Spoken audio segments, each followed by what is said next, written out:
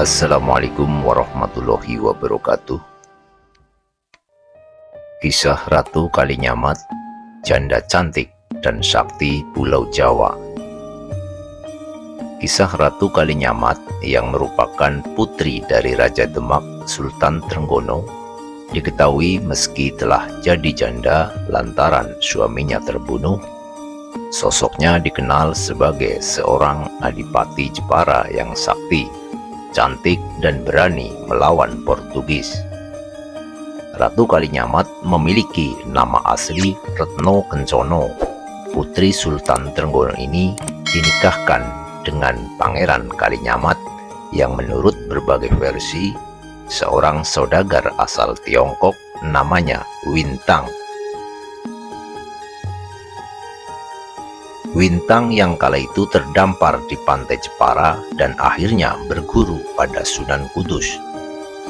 Setelah itu, Wintang dan ayah angkatnya pindah ke Jawa dan mendirikan desa Kalinyamat. Saat ini berada dalam wilayah administratif Kecamatan Kalinyamat. Usai dinikahkan oleh Raja Trenggono yang memimpin Demak dari tahun 1521 hingga 1546, Retno Kencono mendapat julukan sebagai Ratu Kalinyamat. Pangeran Kalinyamat yang otomatis menjadi keluarga kerajaan itu pun mendapat gelar Pangeran Hadiri. Kemudian Ratu Kalinyamat dan suaminya dipercaya untuk memerintah Kadipaten Jepara. Ayah angkatnya, Ji Hyo Guan pun diangkat menjadi patih dengan gelar Sungging Badar Dubung yang mengajarkan seni ukir pada rakyat Jepara. Ratu Kalinyamat merupakan sosok yang sakti, cerdas, berani, bijaksana, cantik, dan berwibawa. Dia digadang-gadang menjadi penerus Kesultanan Demak. Maka sejak gadis, ia sudah dipercaya oleh ayahnya, Raja Trenggono, untuk memimpin Kadipaten Jepara dengan wilayah kekuasaan meliputi Jepara, Kudus, Pati, Rembang, dan Blora. Dalam babat Tanah Jawa dikisahkan Sunan Prawoto, kakak Ratu Kalinyamat, yang menggantikan tahta Raja Trenggono di tahun 1549 ditemukan terbunuh dengan keris setan kober yang menancap di dadanya.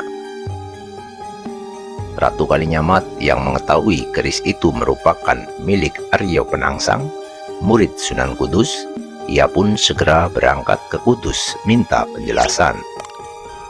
Sayangnya ia tak mendapat jawaban yang memuaskan. Sunan Kudus malah memberikan jawaban semasa muda Sunan Prawoto pernah membunuh Pangeran Surowiyoto alias Sekar Seto-Lepen yang tak lain ayah Aryo Penangsang. Menurutnya wajar jika saat ini Sunan Prawoto mendapat balasannya.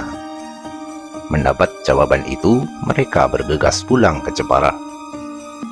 Namun di tengah perjalanan, Pangeran Kalinyamat dan Ratu Kalinyamat dihadang oleh kelompok Aryo Penangsang yang ingin merebut tahta Kesultanan Demak usai meninggalnya Raja Trenggono. Peperangan antara kelompok Aryo Penangsang dan Ratu Kalinyamat pun tak terhindarkan. Pangeran Kalinyamat terbunuh dalam peristiwa ini. Setelah kejadian itu, Kesultanan Demak dikuasai oleh Aryo Penangsang dan ibu kotanya dipindah ke Jipang. Periode ini terjadi pada tahun 1549 hingga 1554. Sementara Ratu Kalinyamat yang menjadi janda memilih bertapa dan bersumpah tidak akan berhenti hingga Aryo Penangsang mati. Babat Tanah Jawa mengisahkan dalam perjalanan pulang ke Pajang, rombongan Adipati Pajang, Joko Tinggir sengaja mendatangi Gunung Danarja, tempat Ratu Kalinyamat bertapa. Di kesempatan ini, Ratu Kalinyamat meminta Joko Tinggir untuk membunuh Aryo Penangsang. Permintaan ini ditanggapi Joko Tinggir dengan membuat sayembara. Barang siapa yang bisa membunuh Aryo Penangsang, akan dihadiahi tanah padi dan alas Mentau. Orang tua angkat Joko Tingkir yakni Ki Ageng Pemanahan dan temannya Ki Panjawi dengan dibantu Ki Juru Mertani mendaftar dalam sayembara ini. Namun ternyata tak hanya itu, putra Ki Ageng Pamanahan, Sutawijaya, yang memiliki pusaka tombak Kiai Pleret pun ikut mendaftar. Diketahui pusaka tombak Kanjeng Kiai Pleret saat ini masih tersimpan rapi di Keraton Yogyakarta.